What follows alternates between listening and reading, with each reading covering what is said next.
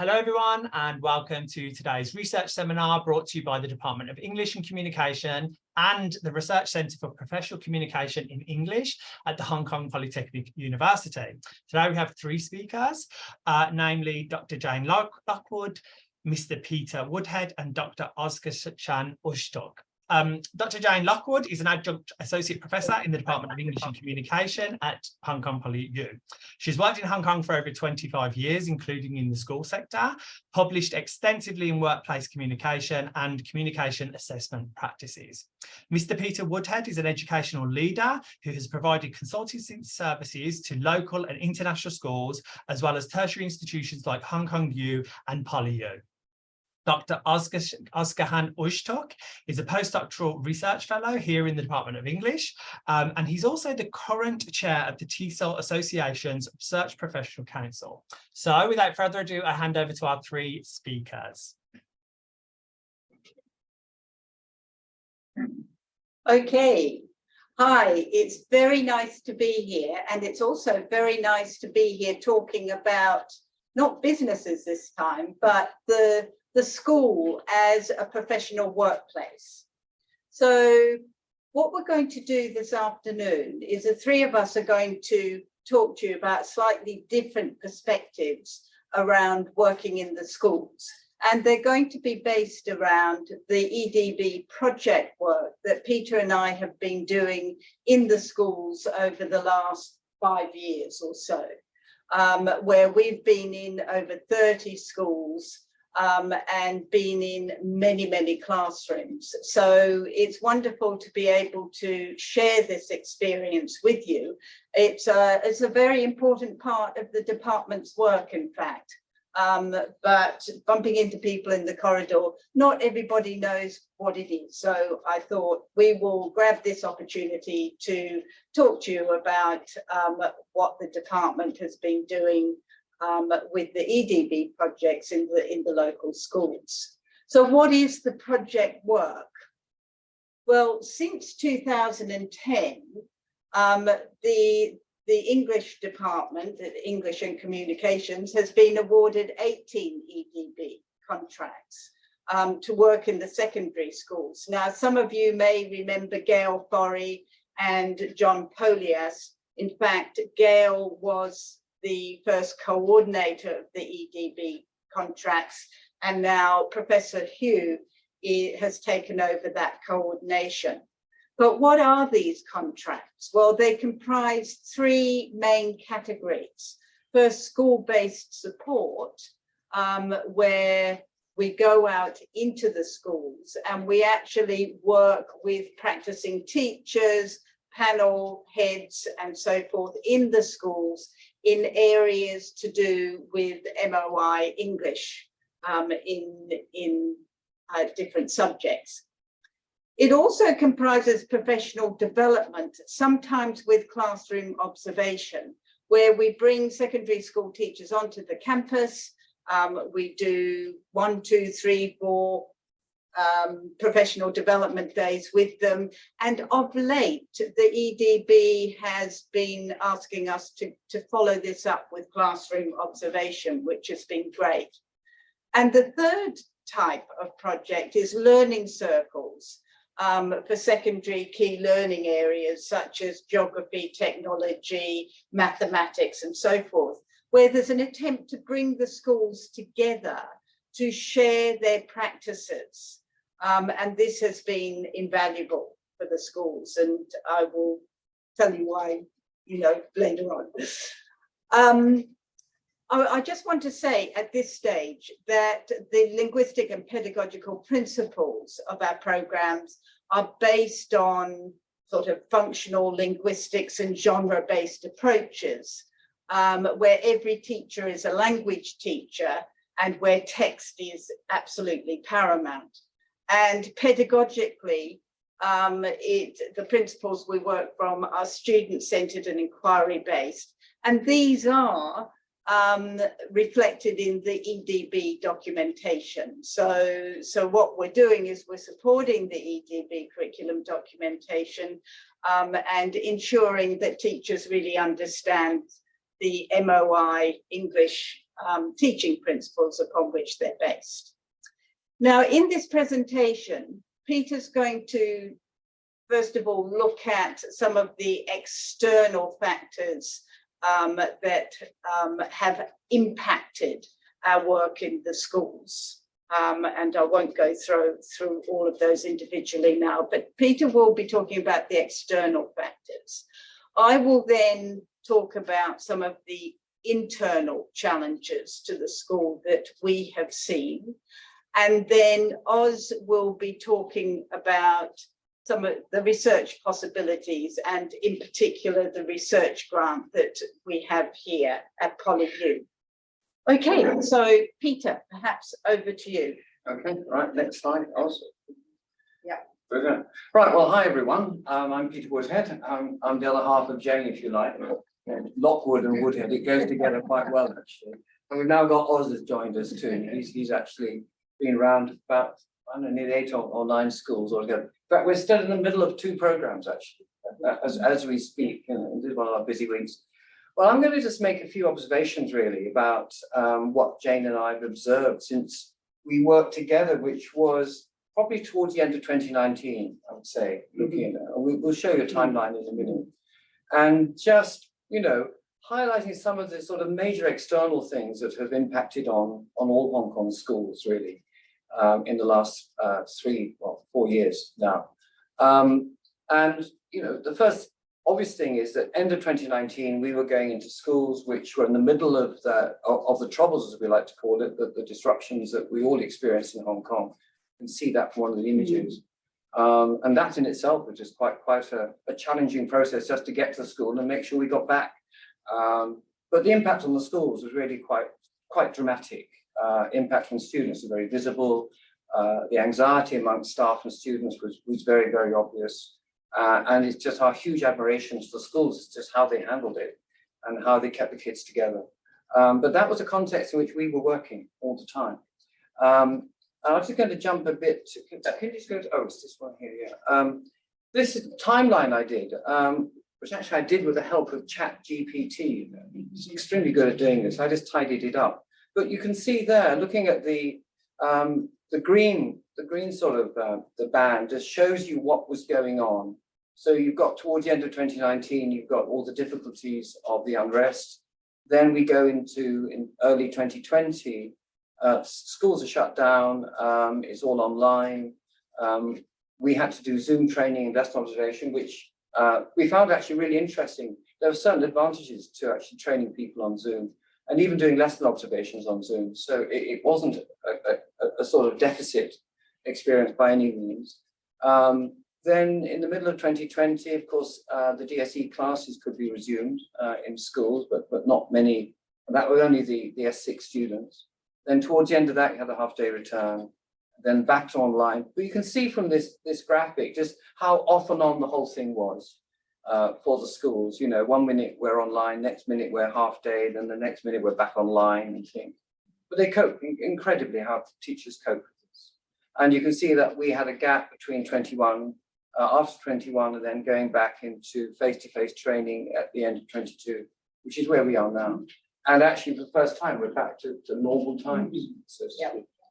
Now we just jump back to the summary. The next external factor that we noticed was the banding and recruitment. If you look at this slide here, you can see just the attrition rate on teachers and students, which has happened certainly over the last 2 years, and we think is still ongoing.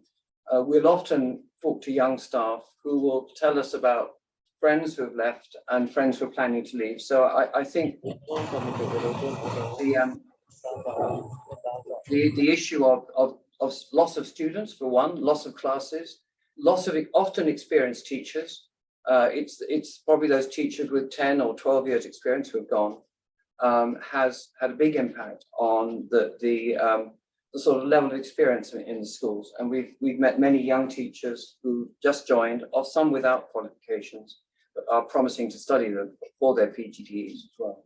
So this has been a big thing. And this is what, of course, has made the whole issue about banding and recruitment so crucial. Schools are now aware that they need to keep classes, they need to recruit new students. As you know, Hong Kong schools are banded 1 to 4, and schools are very conscious of where they are now, and they want to improve their profile in the community. So we see very active recruitment going on, and the EMI is part of that. Obviously, EMI is seen as a good way of branding your school. The changes to the curriculum, I'm sure many of you are familiar with these. This slide just summarizes things. The big change, of course, is that this is the last year that examined liberal studies. In 2024 will be the first year of examining the new CSD course there, which will either be attained or not attained. And that's made a huge change to the core curriculum and to the other curriculums as well. The junior curriculum, the Life and Society curriculum subject is going to be renamed Citizenship, Economics and Society, CES, from 2024. That's for taking something like 26 modules down to 12 or something like this. It's huge. It's very content heavy. You can see an extract there that we took from one of the textbooks that we've seen. That's S1 CES Finance module, would you believe? And the homework, I think, would test an S6 student quite savagely, I suspect. So big changes there in their curriculum that they're handling. And this with often young staff coming on board for the first time. And then we've got the role of EDB in managing reforms. EDB is now clearly taking a very active role in making sure that the new curriculum is in place and it's being delivered well, and is in very close contact with schools. So we're often going into schools who tell us we've got an EDB curriculum focus meeting coming up, and they want to talk to us about seeing how we're implementing the new CSD and CES courses. And lastly, the observation we've got is about this ongoing thing that Hong Kong schools have always had, which is they've been very keen on adopting Western educational reforms, but of course within a Chinese heritage values. And I think the sort of issue there that is best highlighted by an extract I found from a paper by Lee and Lee, which said this, is that the retention of educational norms of assessing performance with examination-driven benchmarks remains firmly established in East Asia. Hong Kong is no exception.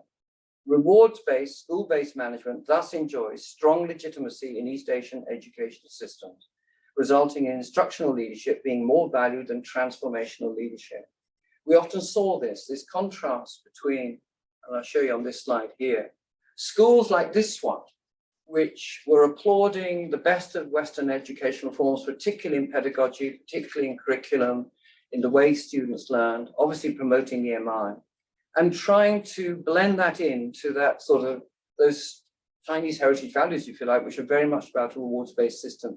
That's hard, and we see schools struggling with this.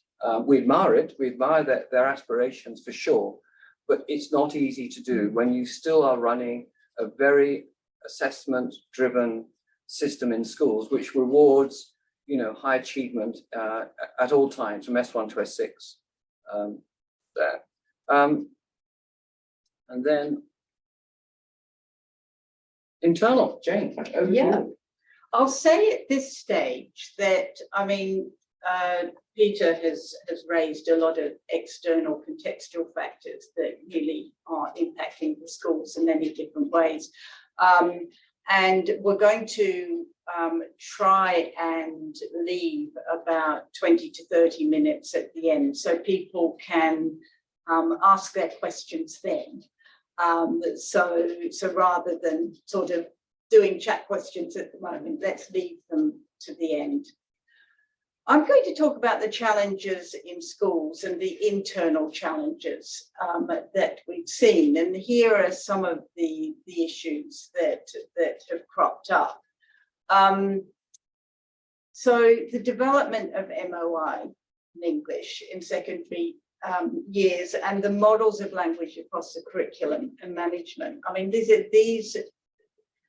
These things have been around for a long time. I've been in Hong Kong 25 years, and I can remember in, sort of the mid-90s, there was, 1 minute, we had a lot of MOI in English emphasis, and then of course we had the handover, and and it went back to more CMI, and then we've had the fine tuning, and then we've had all the sort of international initiatives around language across the curriculum that, have been thrown out to the schools for them to consider in terms of, what particular models they might want to adopt. And this is because in Hong Kong, we have a school-based curriculum model, and that's been in place since the 1980s. I mean, Hong Kong schools used to have a highly centralized model, but in line with other sort of international initiatives, it was felt by sort of educational researchers that giving more autonomy and more choice to teachers at the front line and managers at the front line was going to be a very good thing, because they knew much more about their students than anybody else. So I'm going to we'll talk a little bit about that, and we'll talk about the pedagogical issues that we're seeing at the moment, and the textbook usage, all right, which, I mean, every sort of educational system obviously has textbooks, but there's huge reliance in Hong Kong in the schools using textbooks. And we'll also talk about assessment practices. So as I said, in the 1980s, there was a move from a highly centralized, prescriptive set of syllabus documents and materials to something much more localized. And EDB saw itself as obviously producing curriculum documents and guidelines and so forth, but in essence, leaving it up to the local schools to decide for themselves what they did with this syllabus. And this in the context of, school-based practices, best practices. It was going to be up to the teachers and the panel heads and so forth to be collaborating and to be producing needs-based and student-centered materials that would work well in the schools. So if those of you might remember the Education Commission report, reports that came out, particularly number 7, recommended that EDB should examine, in collaboration with frontline education workers, the overall development of curriculum and how school-based curriculum can be developed by schools. One of the researchers at that time said, even in the schools with a democratic management approach and open climate, schemes of curriculum improvement require the teachers to have a clear understanding of the nature and purposes of curriculum. Many of the teachers who were interviewed claimed that they did not possess the required knowledge and skills in curriculum development and design. This is also echoed by international educational researchers as well, like Michael Fulham and Hargraves, who say professional capital refers to teachers' capabilities to collaborate and improve student learning by transforming resources and constraints into opportunities for teaching, learning, and development.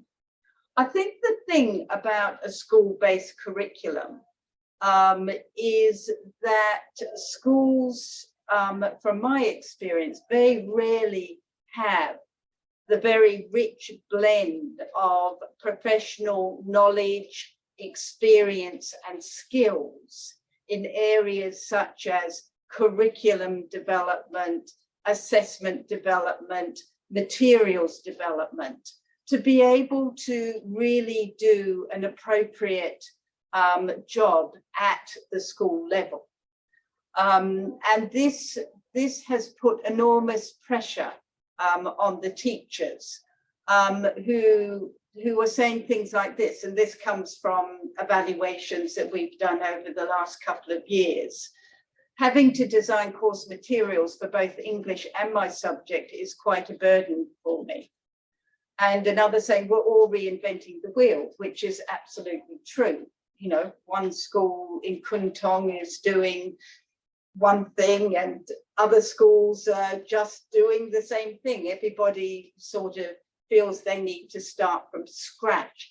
I do think this is where the EDB had quite an inspired idea to put the learning circles together, because this brings schools and subject teachers together over a period of time so that they can share resources.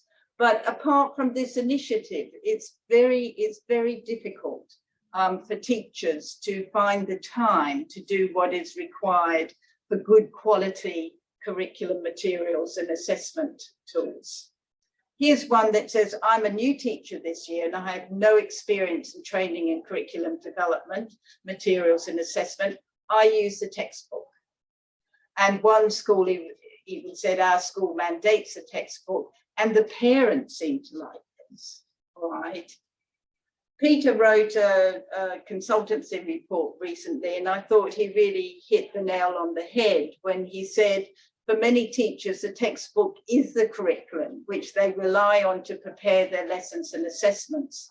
This has created a dependency and disincentive for teachers to design their own school-based curriculum and learning activities. In a textbook culture, students become empty vessels to be filled with content. Inevitably, the pedagogy becomes very teacher-centric, right? Schools are quite pragmatic, and one can see how the textbook is a very tempting solution to what is a highly complex problem. The problem is the textbooks themselves, as many of you would know. I'm going to also talk now about the importance of literacy development. Peter and I are mostly working in the junior secondary schools in Hong Kong. And the issue of literacy development, particularly reading and writing, rears its head all the time. Now, we know the importance of school literacy development. I mean, this is well documented through the years. Fran Christie and Bev Derianka's book on school discourse track the development of school register over the junior and secondary years in school. But what we've noticed is that the Hong Kong primary schools don't really know about genre-based pedagogy, all right? And a lot of the primary schools that I've been into with a different hat on seem to be very activity-based and very worksheet-based. And kids aren't really invited to write. I mean, we want them to read, but they're certainly not invited to write. And they graduate from Hong Kong primary schools not with the kind of genres that they need to be able to perform well in secondary schools. So the secondary schools are inheriting non-writers and poor readers, unfamiliar with the essential genres for key learning areas in the secondary schools. So what Peter and I are really pushing in the junior secondary schools is to say, well, if they are to write well for DSE papers and senior secondary and for universities, because those of us that have worked with undergraduate students know that the writing isn't great, they need to start whole text writing in early junior secondary with a comprehensive language across the curriculum in place. And they simply have to cover those essential genres that studies have shown are really important. Explanation, for example, report, procedure, exposition, discussion. These are ones that are well documented that students really need to be able to recognize in their reading and to be able to understand and construct for their writing. So what we find in the current currently in the junior secondary schools is this constant tension between quantity, where lots of attention is given to content. And teachers often say, I feel as if I'm only really earning my salary if I teach them lots of content. And less attention, therefore, to language and pedagogy, all right?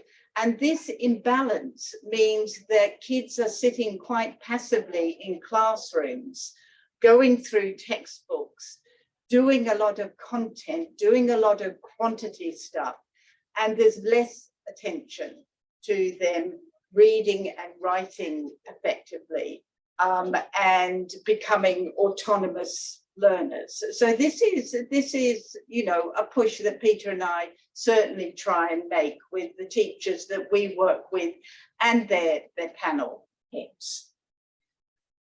So in terms of a model, this is a model that Peter and I have come up with. I mean, we really think in the years of secondary, in the junior secondary years from 1 to 3, there really should be emphasis on levels of literacy focus, because if it's not done there, it's not suddenly going to appear in the senior secondary.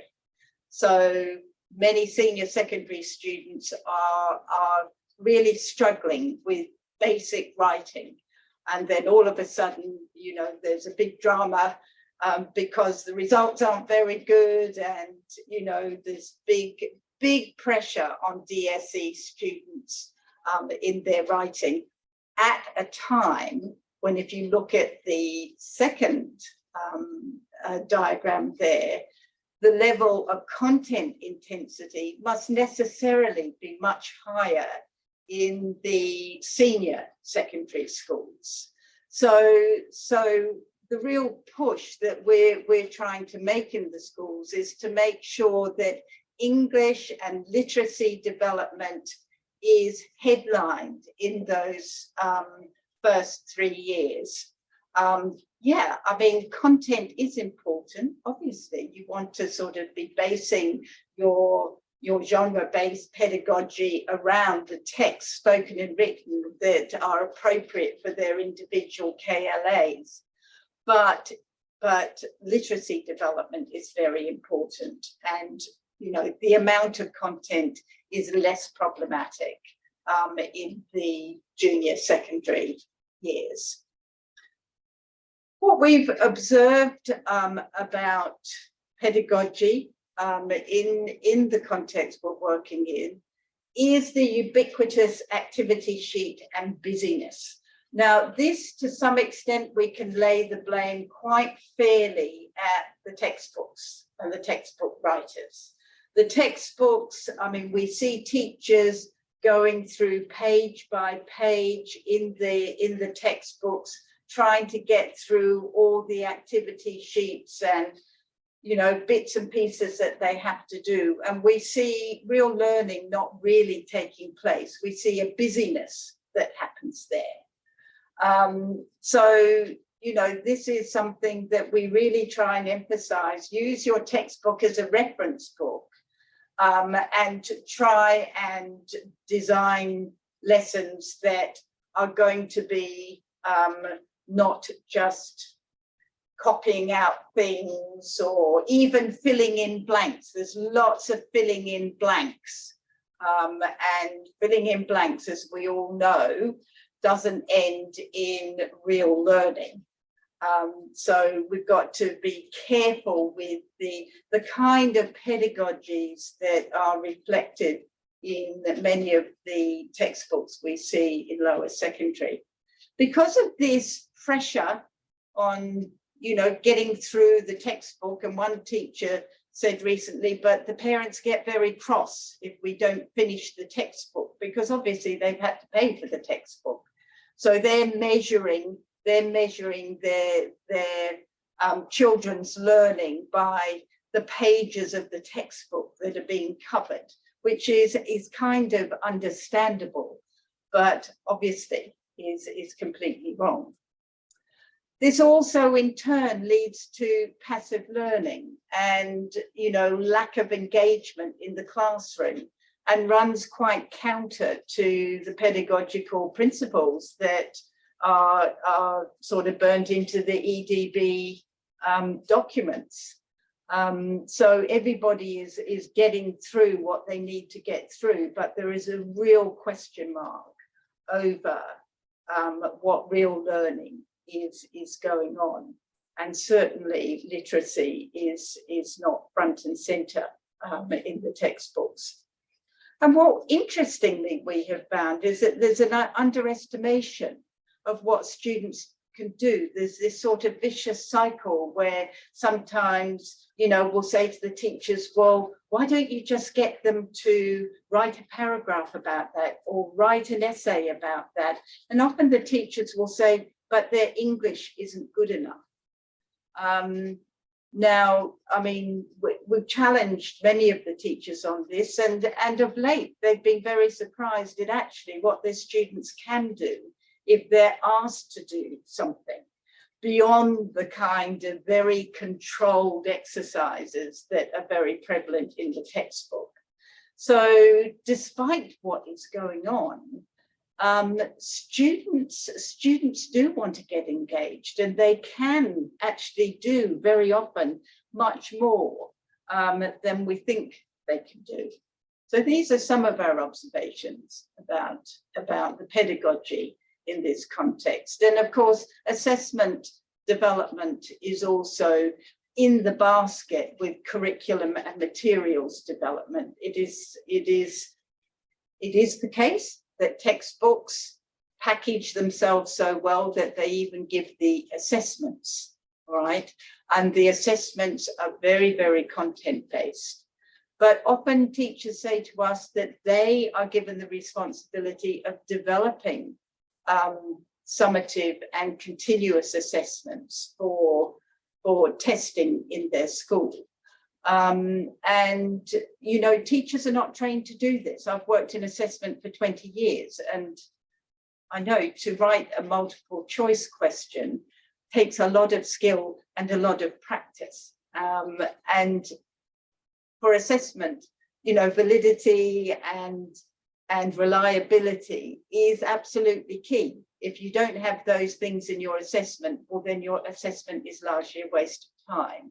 So unfortunately, we see in these sort of assessments that the students are doing that there is a kind of real waste of time where everybody is going through the motions, but you know, teaching and learning is not being underpinned very well.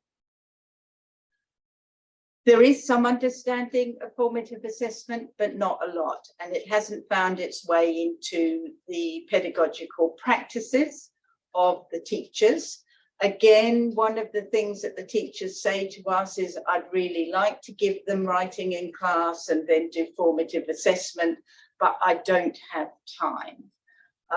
And so, you know, there really is a need for priorities to change in those early years. One other observation that I just want to make before I finish and hand over to Oz is that the diversity and inclusion in the junior secondary classes is very, very broad, and one has got to ask oneself whether the diversity has become dysfunctional in some way. I was in a classroom this morning, for example, where I was showcasing doing an explanatory text for geography, and asked the students to write at the end. And there were some students that were able to write, you know, 2 really decent paragraphs, and there were other students that could barely write a sentence. Now we know in English language teaching, you know, it's impossible to have that divergence of proficiency level in a class. It's not something that one can deal with. So I think in terms of you know, kind of rethinking diversity and not just saying, well, of course, that one is very weak in English, that one's very strong. It's not enough to recognize it. I think at the school level, something needs to be done about it. Now, some schools do ban them according to language, or have one class that is the elite class. But then there are several other classes that have a lot of different proficiency levels in there. And one last comment about inclusion. You know, as in many international schools, special education needs students, as far as possible, we try and include in the mainstream. I was in a classroom last Thursday where there were 32 students, and the teacher said 17 of them have been designated as special needs. And the support that the teachers are getting in special needs, well, it wasn't evident to me, although I do understand there are special needs educators that are around. This was a new teacher. This was a new teacher. So it was very distressing for her. Okay, so now I'm going to hand over to Oz. Oh, yeah. And please save your questions. So thank you. So this seminar is essentially about the EDB project that Jane and Peter have been talking about. But it's also quite normal for applied sciences departments like ours at PolyU to have grants and research funding for research-oriented projects from national and international institutions, and also practice-based, practice-oriented grants from local and national agents like EDB projects from Hong Kong Education Bureau.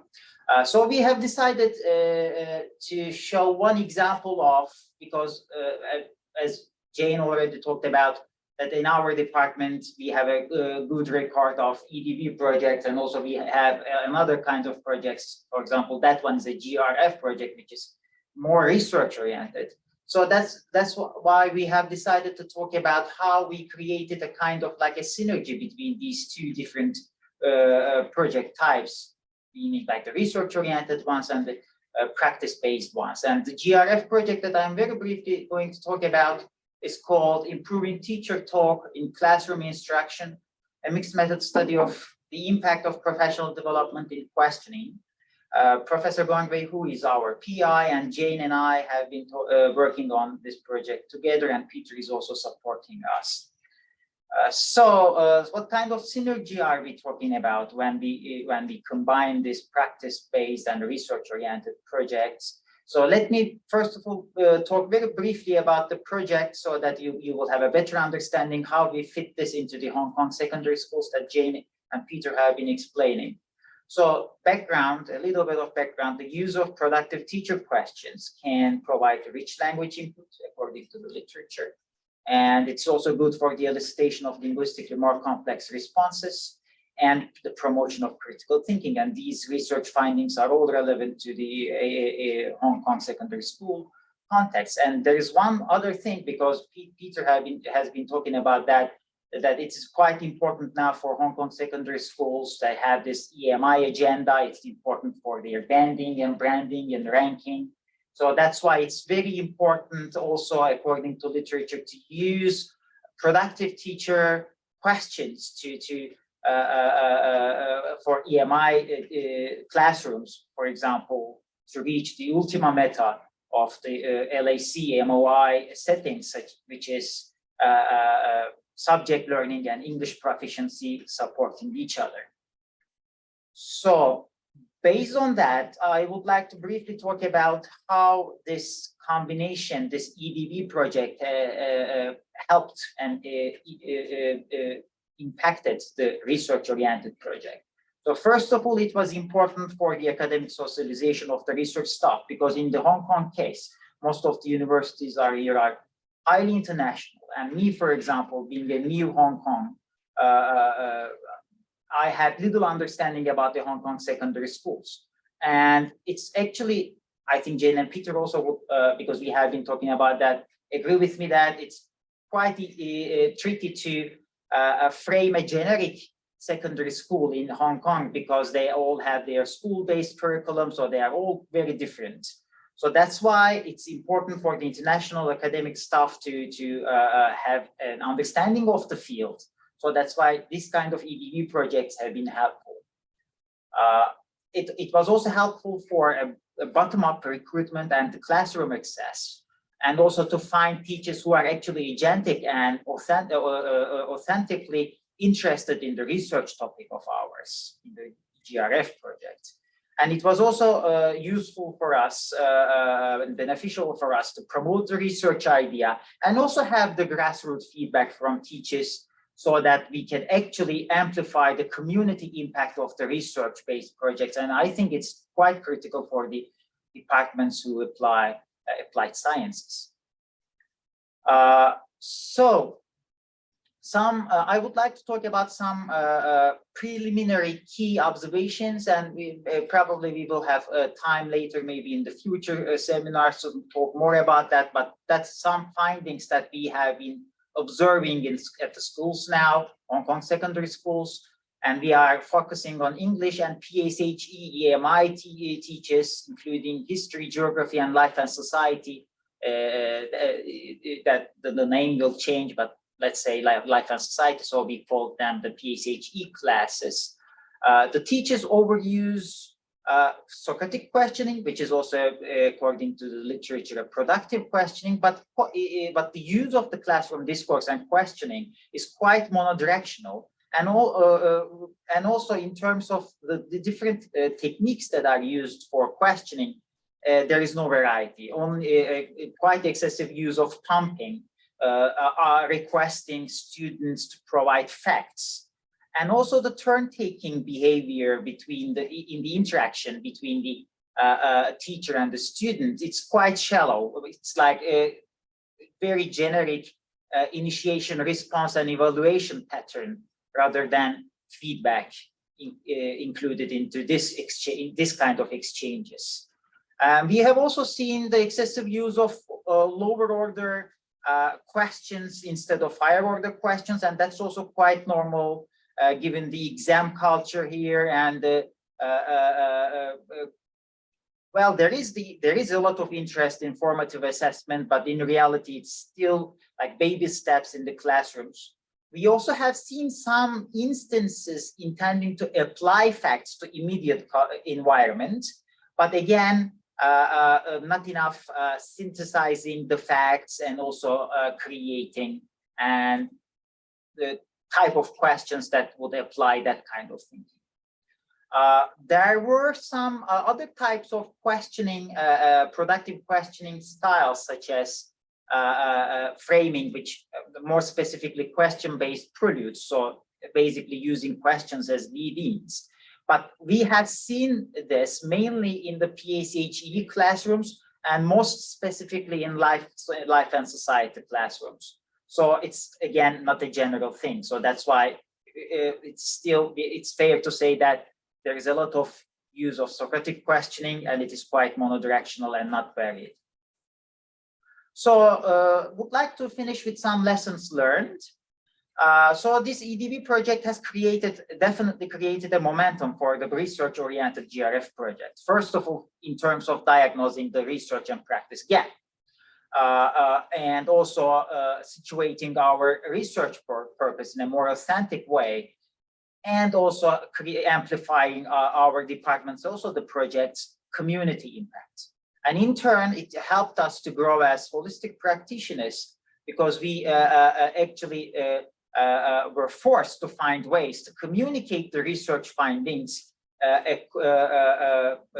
for teachers in a way that is authentic to them. So as teacher educators and researchers, I think that's very important to grow as McKinley says, holistic practitioners. So I would like to finish here by saying that we do intend to keep this bottom-up approach for recruiting more teachers as well as some top-down approaches as well. So we would appreciate it if you help us also reach out to local school communities and also teachers as well, alumni and other, in other universities as well. If they would be interested, you think, in such a project, do let us know. We would be happy to extend our community impact. So here I would like to give the floor and also the keyboard back to Jane. And thank you. Okay, good. And maybe you can move to the next one.